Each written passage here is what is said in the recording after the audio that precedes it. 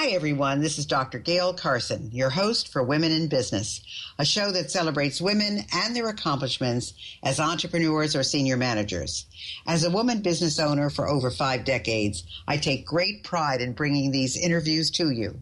I'm also president of the SOB clubs, so if any of you are interested in going to one in your area, please just email me at Gail, Gayle Carson 13 at gmail.com. My guest today is Marti Avila. Marti is an integrative nutrition health coach, a certified Ayurveda health practitioner, is a Dr. Daniel Amen brain health professional, a natural hormone cure practitioner, and a holistic healthcare practitioner, certified at natural supplementation, and a board-certified holistic health coach. Well, those are a lot of healthy things, Marti, and I'm going to welcome you to our program because not only are you a nutrition health coach, but you have a business which is really called Corporate Wellness Program. And it is just something very interesting to me because Hello Corporate Wellness is something that I think more and more corporations are paying attention to now, but you don't necessarily hear a lot about. So first of all, welcome to our show. Well, good morning, Dr. Gail. Thank you for having me on. It's my pleasure. Well, I want to start asking you some questions about all these things you have. So tell us what an integrative nutrition holistic health coach is and what got you interested in being a health coach in the first place, because that was not always your business. No, it wasn't. What an integrative nutrition health coach is a health coach that coaches people basically on nutrition, but not the normal way, so to speak. And I'm doing air quotes here. Too bad you can't see me. I'm a little air quotes. The difference between me and, say, a dietitian or a nutritionalist is that I work with the whole body, the mind, the body, the spirit. Because as you know, food oftentimes is emotional. There's a lot of emotions that go into eating. For instance, if you're happy, you'll have a tendency to overeat. Or if you're depressed, you have a tendency to overeat. And what I do is I address the whole picture here. Well, that's fantastic. So when you go in and you do these corporate wellness programs, you really go into the 3 separate areas, correct? Yes, I do.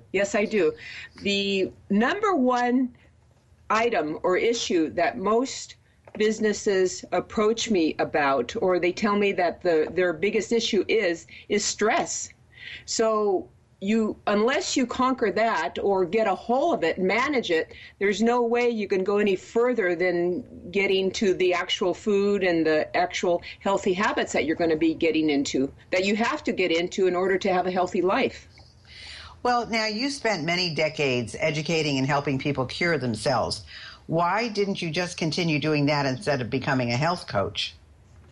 Well, first of all, I started doing that because when I was 19 years old, I used to weigh 250 pounds, and I was morbidly obese. Oh, well, now we got to stop right there because, listeners, I have met Marti, and she is about one of the most beautiful and attractive women you'd ever want to see.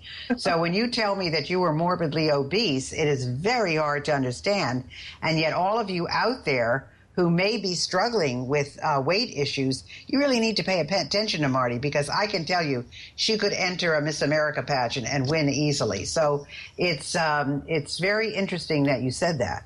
Well, that's very kind of you, Dr. Gill. Remind me to send you $100 just for that, those kind words alone. But yes, actually, I went from one extreme to another. At 19 years old, I was 6'1", and I weighed 250 pounds, and I was very sick. I had a lot of pain in my joints. I was pre-diabetic. I had high blood pressure. I was cranky. I was, and that's the physical part of it. And the social part of it was that I was always passed over for promotions. I was treated as a second-class citizen, and it was just not good. So then I started taking a good look at diets to see how I can lose weight, and I went on several diets for a year. I tried all the diets, which, by the way, are the same diets that are around now, just with different names. So while I was on the diets, like everyone else, I would lose the weight, but then once I got off of it, the weight would come back on. So then I thought, well, that didn't work, so I went to medical doctors, and they put me on drugs, and they ended up closing down one of my kidneys and landed me in the hospital with them wanting to remove one of my kidneys. And I thought, well, that didn't work. So then that's what started my lifelong search for how to have a healthy, slender, happy body. So I went to the library and I read up on what it takes to do that, to be in that state.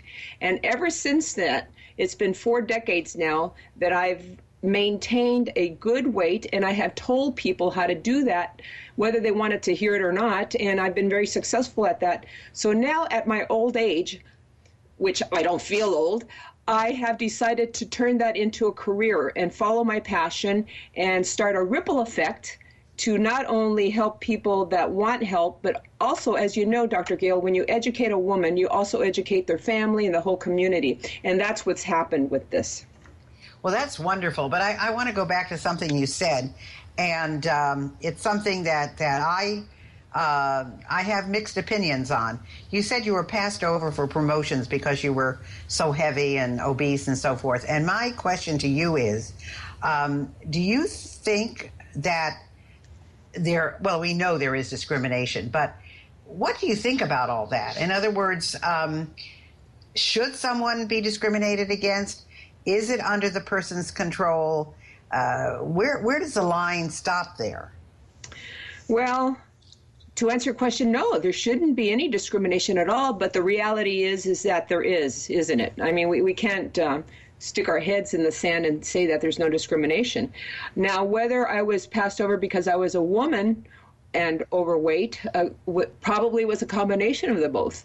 And back at that time, this is back, when dinosaurs roamed the earth, you're right, it was mostly men in managerial positions, but every once in a while they would promote a woman, but she was beautiful, usually very slender, very gorgeous, and smart as a whip. So I think maybe perhaps it was a dual reason why I wasn't promoted. But I really attribute the fact that I was overweight that really made me miss out on a lot of opportunities. And I'm sure socially as well. So that was a big part of it too, I'm sure. Absolutely. Absolutely. So now tell us what a corporate wellness program is, and then how many types of them are there? Well, corporate wellness program is basically a program that teaches employees of a company how to be healthy. And not just employees. It'll teach everyone from the owners of the company to the janitors. Everyone involved in a company should be on a corporate wellness program because it affects the bottom line. There's a saying that says that the health of your company is only as good as the health of the employees, and that is so true. Because how often have you gone into a restaurant and had excellent service with a smiling waitress and things couldn't be better, and you know that behind the scenes everybody is healthy and doing well. And then how often have you gone into a restaurant where the opposite is taking place? So to answer your second part of the question, what type of corporate wellness programs are there? There are several. Most of them are customizable, but they fall into 2 basic categories. One of the things that we should mention, too, to our listeners is that when a company does bring in a corporate wellness program, I think, and of course, Marty, you'll have to speak to this, I think it does lower their insurance costs as well. I'm sorry about that. Yes, it absolutely does. When you make employees healthy, it brings down the amounts of accidents that happen. It brings down their absenteeism. It brings down their sickness, the amounts of time that they get sick. And it also brings up their morale and their loyalty. So there's nothing but good that comes out of corporate wellness programs. Now, to answer your question, there are 2 types, basically 2 types. The first one is the activity and participation. And that's usually a generic program from an insurance company where employees are expected to participate in the different presentations, whether it pertains to them or not. Whether they're interested or not, they're expected to do that. And that hasn't proven to be too well. Because as you know, Dr. Gail, if someone isn't interested in doing something, they're not going to do it. The second type of corporate wellness program is an outcome-based or results-oriented. And this is a program that I like. This program is it's basically designed with the interest of the employees in mind. Fortunately, most smart companies lean towards this type of program. Usually biometric measurements are taken, and the goal is to meet the requirements of the insurance companies, so the criteria are met to bring down the yearly insurance premiums, and just as importantly, to reach specific health goals of the employees, the management, the execs, everyone. So how are you finding corporate America responding to all of this? Well, the good news is I think the groundwork has been set for me, because this has been around for over 10 years and it's responding extremely well. They're seeking us out now. 80% of companies out there have some type of corporate wellness program going on. Again, a lot of them are set by the insurance companies, but they're seeing that that's just not enough. So they're bringing people like myself in. So do they bring in other wellness professionals? I mean, who would be some of the people that corporate America would bring in? Well, they would bring in a corporate wellness facilitator like myself, but then I would bring in, depending on what they need or what they would like, I bring in yoga instructors, meditation instructors, fitness instructors, people to do cooking demonstrations, motivational speakers, and just about anyone that I think would help the program. And so how much, very interesting question now, how much time is devoted to this? Is it done after regular hours? Is it done during the weekly hours? I mean, how is that facilitated? For the most part, it's done during lunch. And the lunch and learns are extremely popular because it kind of kills two birds with one stone. You know, whenever there's food, people come around. People love to eat. So what I do is I put on lunch and learns, and I usually feature meals that is seasonal, that is easy to cook. And what I do is I go to a restaurant that is nearby and make a deal with them where if they cook a particular meal for these people, the employees will then go to that restaurant, maybe get 10% off, or they'll have a specific meal that they can order from them, and they'll bring it in. While they are eating, then I usually put on presentations on a particular subject, whether it be how to get better sleep, or how to get rid of sugar cravings, or how to get rid of brain fog, or how to not get the energy crash that everyone gets between 3 and 4 in the afternoons.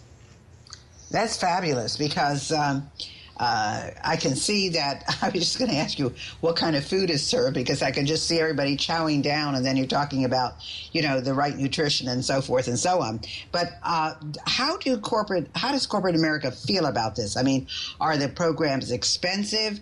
Do they end up not really costing them anything because of what they save on their insurance premiums? And if all of that is yes, then why aren't more companies doing it? Well, there is an initial upfront cost, like anything else. It is a long-term investment. But talk about cost. If I could just quote some amounts of money, the actual cost of people getting sick. May I do that? Of course. Okay. The average health care cost per employee rose from $6,384 in 2003 to $7,800 in 2010, and is expected to rise to over $13,000 per employee by 2018. That is very expensive.